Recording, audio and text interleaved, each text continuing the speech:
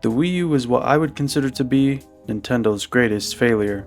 The console itself is actually pretty good, and it definitely has a game library that, while I wouldn't say is better than the Switch, definitely has some quality to it. I have tons of fond memories of the Wii U from when I was a kid, and it really reminded me that it was such a great console. So I finally decided to buy one myself. I got it as a birthday present this year, and I got it for the sole purpose of turning it into a modding machine. I've still got some work to do with it, like setting up GameCube Virtual Console injects, but so far this thing has been awesome to mess around with. With it now in my hands, I'd say I've completed my modded home console collection, at least for now. So in this video, I want to show you all what's on my Wii U so far, take a look at Aroma, some game mods, and some homebrew plugins and ports. If you enjoy and want to see more content like this, don't forget to drop a like and subscribe. Now without further ado, let's get right into it.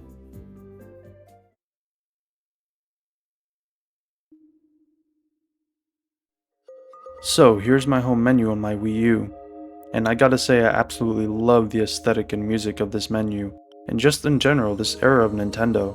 I feel like this was a time when they actually had to care about giving you a unique experience before even starting a game.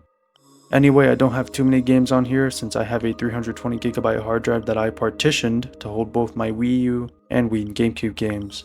I do plan on getting some more games on here, but for now, I'm content with what I've got.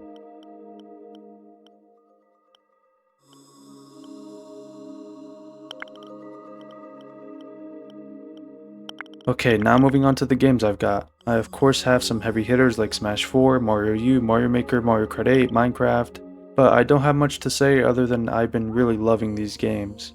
Even though I have a lot of these ports on the Switch, something about playing them on the Wii U just feels so nostalgic. Anyhow, what I really want to talk about is USB Loader GX and Nintendont. So the virtual Wii on the Wii U is actually really easy to mod, and is similar to modding an actual Wii, but does require different apps and such to set it up. But once that's all done, you can play all your GameCube and Wii games on here in 480p, and it's probably the best image quality you're gonna get on native hardware. So I copied all my games that I already had on my Wii and GameCube and managed to fit a majority of them on my hard drive partition, so I don't need to use another USB drive to load them. It's so cool to be able to play Wii and GameCube games on here, and I was able to transfer all of my GameCube saves from my original memory cards to Dolphin to Nintendont pretty easily. And you of course can use a GameCube adapter to get the proper controls for the games. Wii is a bit on the trickier side since you have to launch every single game before you can even transfer save data, which is a total pain. But I managed to get some of them done, and now I have a nice way to continue where I left off in any game. I don't see myself playing GameCube on here too much since I already have the original hardware along with Dolphin, but this is still so awesome that the Wii U can play pretty much every previous gen console. I'm not going to talk about emulation here since I already have so many ways to play retro games that I have no need to play them on the Wii U. Anyway, with all that out of the way, it's time to get into some game mods, and these are one of the main reasons I modded my Wii U in the first place.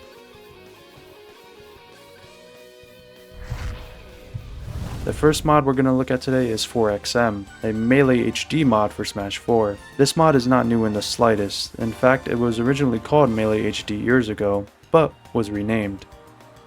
This mod gives us an entirely new menu and UI inspired by Melee of course, and it looks great. The mod itself adds new stages, music, changes some character moves, adds new costumes, and even backports Chrome's ultimate moveset, and it's pretty much perfect. The mod also adds input buffer values. The higher they are, the faster your inputs register, almost like turbo mode.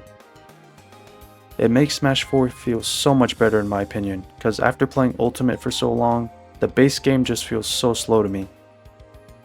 The quality of this mod is excellent, and it even supports Pretendo matchmaking. If you visit their Discord, you can try to find a match there. Also, if you want to add me as a friend on Pretendo, check the description and pinned comment. This one is definitely worth checking out, and is the main way I'll be playing Smash 4 in the future.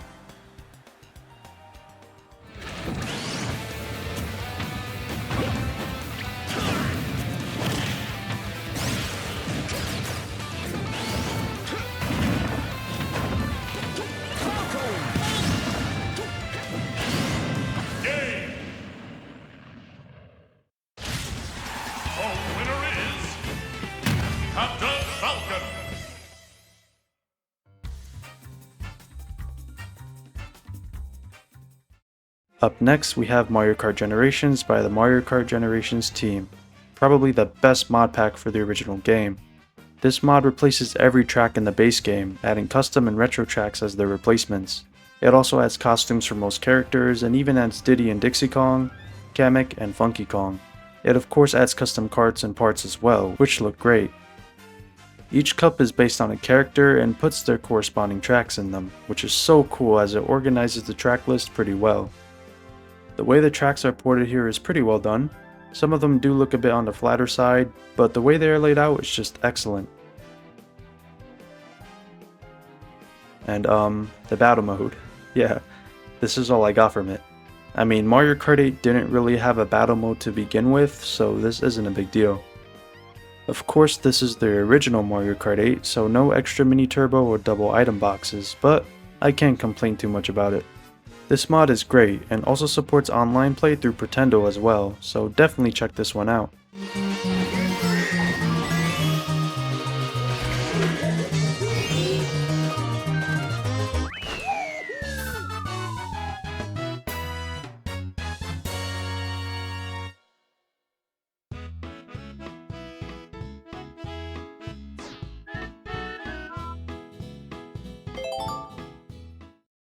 The next and final mod we're going to look at in this video is Cloudy Super Mario Bros. U 2 by Aroma. This is a level mod for the original New Super Mario Bros. U, and the level design in this one is just excellent. It adds over 40 new levels, retextures, new tile sets, and a completely new soundtrack. The theming of these levels is especially good. I love the cloudy aesthetic and textures in this one. This mod is a great one to check out if you're like me and actually love Super Mario Bros. U, and want some new content for the game. Also, check out Ramia's channel to learn more about this one and see some of his other mods.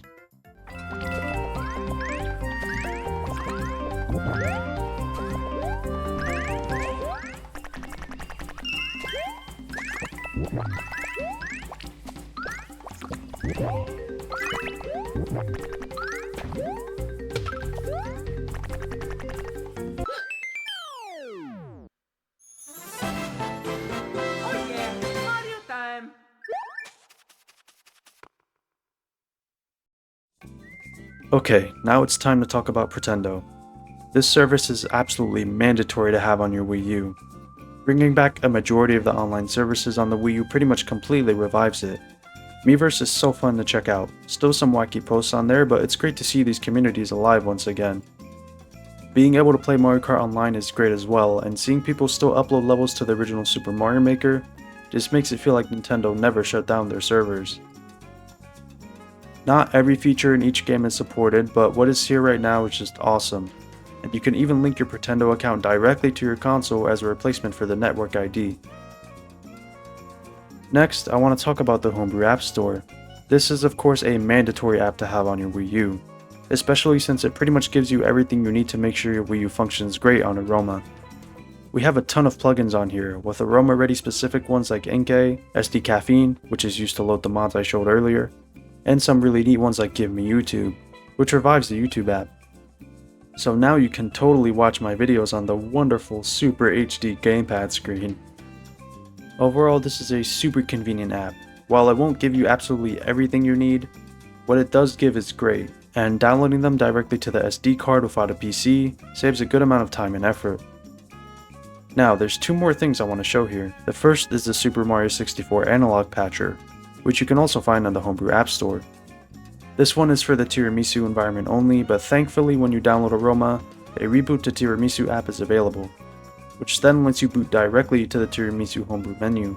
You will have to launch the Mii Maker to get to the Homebrew menu each time, but it's not too bad. Anyway, back to the patch. This makes Mario 64 DS feel so much better to control, and gets rid of the need to use the run button as well. If you plan on playing the game through the Wii U Virtual Console, definitely check this one out. It may take some setting up, but it's worth it.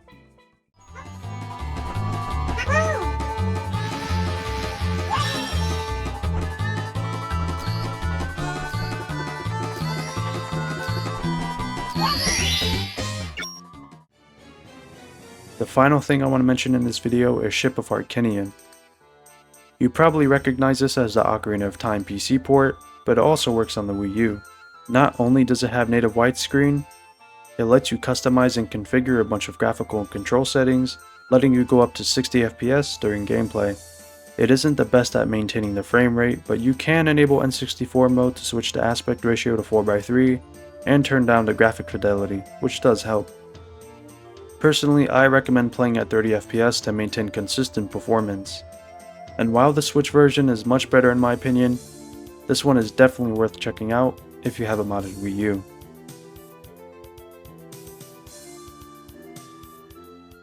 Now, after all of that, would I say the Wii U is worth picking up now? Of course. The amount of stuff you can do on this thing is pretty much endless, and being able to play every previous generation Nintendo console plus its original games is so awesome. I personally will always prefer my modded Switch for a ton of reasons I won't get into here, but the Wii U serves its own unique purpose, and I will definitely be playing a ton of it in the future. Thank you all so much for watching. If you enjoyed, make sure to drop a like and subscribe. Don't forget to join my Discord community, where we can talk about everything modding and game related. And I'll be taking any ideas for future videos or game recommendations over there as well. Also, I'll be leaving links to where you can download each of the game mods I talked about today, so you can check them out for yourselves. I hope you all enjoyed this video, and see you all soon.